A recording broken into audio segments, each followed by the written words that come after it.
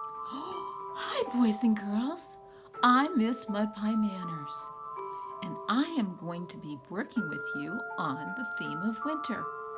But I'm also going to be teaching you some manners. Now, I already talked to your mom and dad about some of the things I was going to be talking with you about. Today, we are going to be reading a story called One Winter's Day, and this is going to start our theme of winter. But before I do, I want you to meet my assistant, Miss Etty. She's very shy, so let's see if we can call her. Miss Etty, Miss Etty. Oh, there she is. You see, she's coming up. There she is. She has her beautiful flower in her hair. Miss Etty, how are you today? Are you good? Say hi to the boys and girls. Yes. Well, we're going to read a story today. And then I know you have some manners that you want to talk about, don't you? Yes. Well, the first story that we're going to read is called One Winter's Day by Christina Butler. And I am going to sit you down because one of the things we need to do is listen politely. One Winter's Day. And on the front you see a hedgehog. The hedgehog is a little animal, sort of looks like a hamster, and he has little prickles, little sharp prickles on his fur. And he lives in the forest. And you can see the forest right here. And I think your parents told you about the evergreen trees in the forest. They're sort of like Christmas trees, aren't they? You see the snow coming down? All right, let's see what happens. One Winter's Day. Here's the title page. One Winter's Day. Little Hedgehog was making his bed for the winter when a sudden gust of wind blew him off his feet. It took hold of his cozy little nest and tossed it high into the air. And you can see him. My goodness, he was really tossed. Look at that. See him tossed in the air, and his scarf and his hat? Oh my goodness. Little Hedgehog trembled as the wind whistled around him, and he wondered what to do. He caught hold of his scarf, hat, and mittens before they blew away and tried to find shelter under the tree roots. But wherever he went, the wind blew there as well. You see little Hedgehog? Look at him.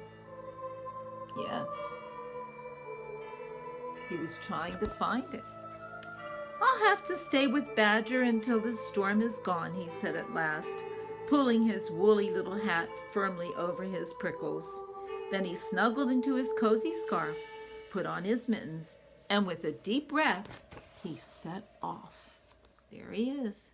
He's going to go see Badger.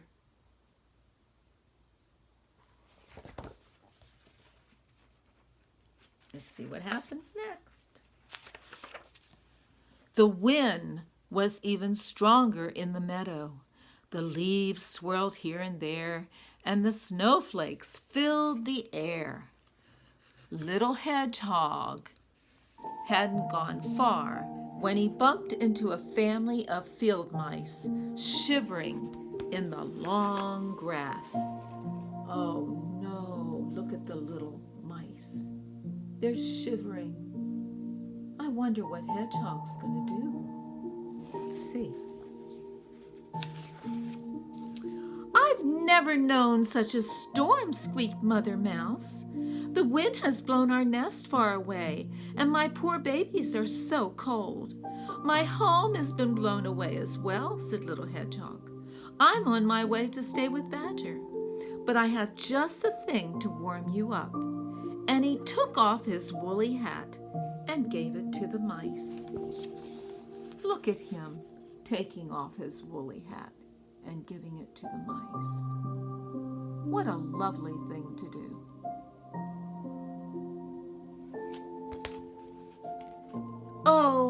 lovely, lovely, they squeak, struggling down out of the wind. Thank you, little hedgehog. Oh my goodness. They're all snuggled in that hat. What a wonderful thing he did. Little Hedgehog tucked his nose inside his scarf and ran along beside the racing river. Otter was on the bank, huffing and puffing on his paws. "Hello, Otter!" shouted Little Hedgehog. "What are you doing?" "Oh, hello, Hedgehog," replied Otter. "My fur coat keeps me warm, but my paws are freezing." Oh no, his paws are freezing. But you can see Little Hedgehog has a plan. I wonder what he's going to do. "Here, have these," said Little Hedgehog, giving Otter his mittens. "That should do the trick." "Oh, thank you, Little Hedgehog," said Otter. "These are great, but shouldn't you be at home in this cold weather?" "I have no home anymore," Little Hedgehog replied sadly. "The wind has blown it away." And running on, he cried, "I'm going to stay with Badger." See? He's going to go stay with Badger. But look what he did to the otter. He gave him mittens to keep him warm. What a lovely thing to do. By the time Little Hedgehog had reached the woods, the snow was getting deeper, and on he struggled, picking his way between the snowdrifts as the wind howled around him. See the snowdrifts? Snowdrifts is deep, deep snow. Look at him in that deep, deep snow.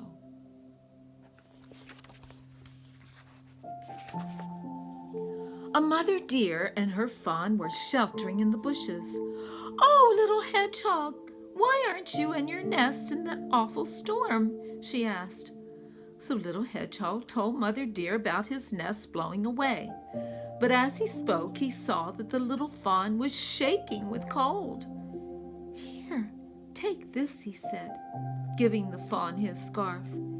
"Oh, how kind you are," said Mother Deer. "Thank you, Little Hedgehog."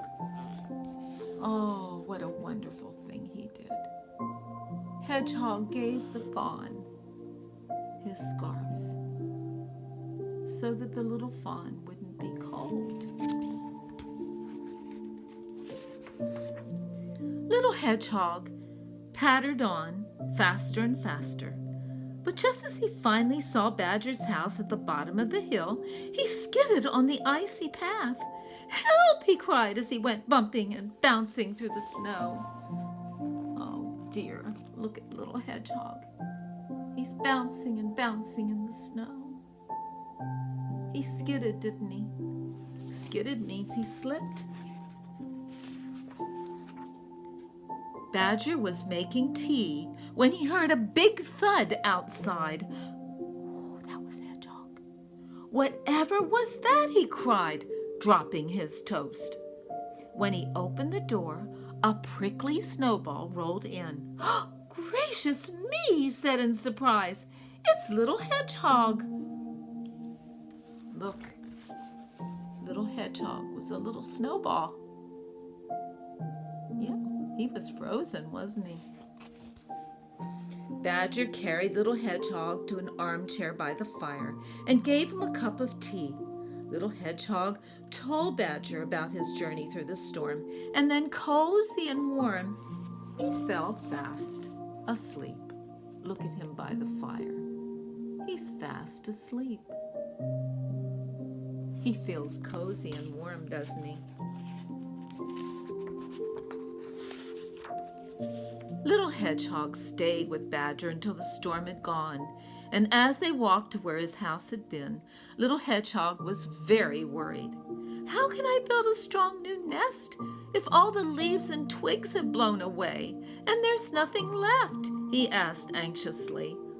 "I'll help you," said Badger kindly. "We're nearly there now." Oh, look at him. Badger is such a nice friend. He's going to help him.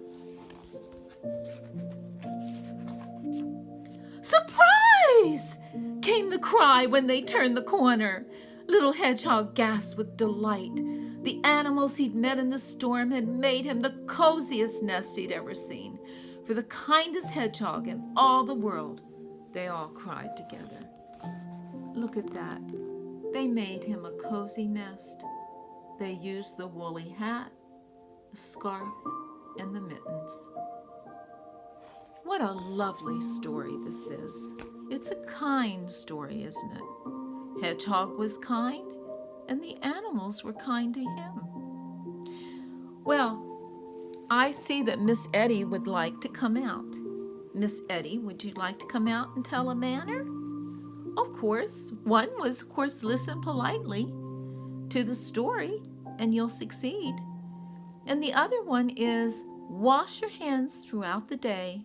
Stay sanitized when you play.